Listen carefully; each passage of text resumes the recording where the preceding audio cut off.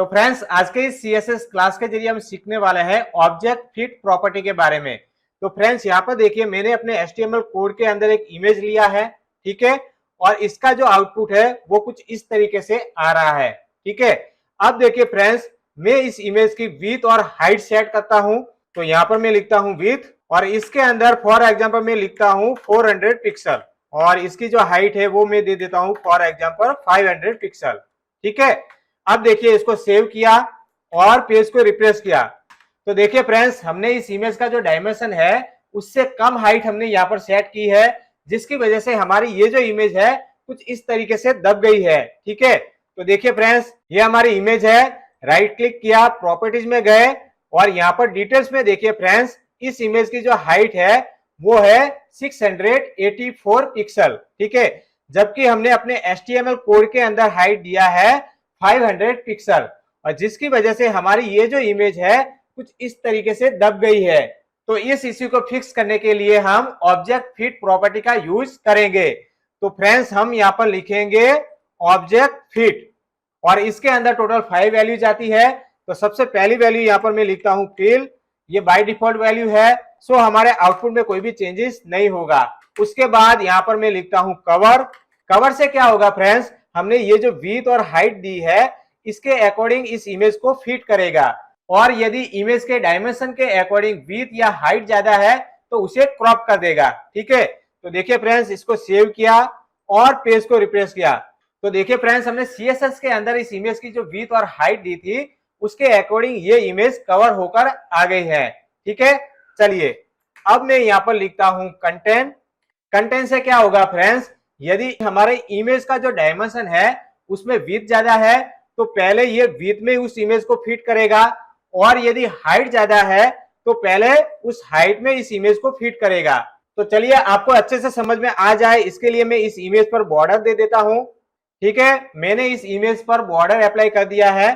चलिए इसको सेव करते हैं और पेज को रिफ्रेश करते हैं।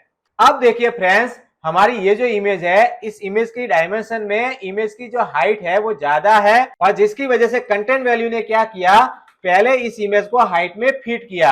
यहाँ पर इस इमेज की विड्थ ज्यादा होती हाइट से तो पहले ये कंटेंट वैल्यू विड्थ में इस इमेज को फिट करता, ठीक है, समझ में आ गया। चलिए अब हम नेक्स्ट वैल्यू की ओर आगे बढ़ते हैं। तो हमारी यहाँ पर नेक्स्ट वैल्यू है नन। नन वैल्यू क्या करेगा फ्रेंड्स, हमारे इमेज का जो डायमेंशन है उसको एज इट इज रखेगा, रीसाइज नहीं करेगा। देखिए फ्रेंड्स, यहाँ पर इसको सेव किया, पेज को रिफ्रेश किया तो देखिए फ्रेंड्स, जो हमारे इमेज का जो डायमेंशन था उसके अकॉर्डिंग ही हमारा यहाँ पर आउटपुट आ रहा है। देखिए इसको और डीप में समझाने के लिए मैं यहाँ पर इसकी जो विड्थ है वो कम कर देता हूँ और इसकी हाइट भी यहाँ पर मैं कम कर देता हूँ। अब देखिए फ्रेंड्स, सेव किया, रिफ्रेश किया तो देखिए फ्रेंड्स, यहाँ पर हमारी इमेज का जो डायमेंशन है वो एज इट इज है, जिसकी वजह से हमने यहाँ पर जो हाइट और विड्थ सेट किया है उसमें जितना इस इमेज का पार्ट आ सकता था उतना ही यहाँ पर डिस्प्ले हो रहा है। आई होप ये समझ में आ गया होगा। अब इसके बाद हमारी लास्ट वैल्यू है स्केल डाउन। स्केल डाउन क्या करेगा फ्रेंड्स, यदि इसके अकॉर्डिंग हमारी इमेज का जो डायमेंशन है उसमें यदि विड्थ या हाइट ज्यादा है तो उसको स्केल डाउन करके इसमें फिट करेगा, ठीक है।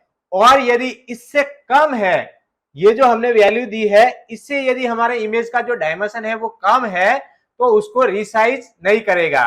देखिए फ्रेंड्स, इसका आउटपुट देखते हैं। सेव किया, पेज को रिफ्रेश किया तो देखिए फ्रेंड्स, हमने जो वैल्यू दी थी उसके अकॉर्डिंग इस इमेज का जो डायमेंशन है उसमें विड्थ और हाइट दोनों ही ज्यादा थी। सो यहाँ पर विड्थ और हाइट दोनों ही स्केल डाउन हो चुकी है और यहाँ पर इस इमेज की जो हाइट है सबसे ज्यादा थी, सो यहाँ पर हाइट में ये इमेज फिट होकर आई है। चलिए अब हमारी इस इमेज का जो डायमेंशन है उससे ज्यादा यहाँ पर हम विड्थ और हाइट सेट करते हैं। तो फॉर एग्जांपल यहाँ पर मैं विड्थ दे देता हूँ 800 और इसकी हाइट में दे देता हूँ 900।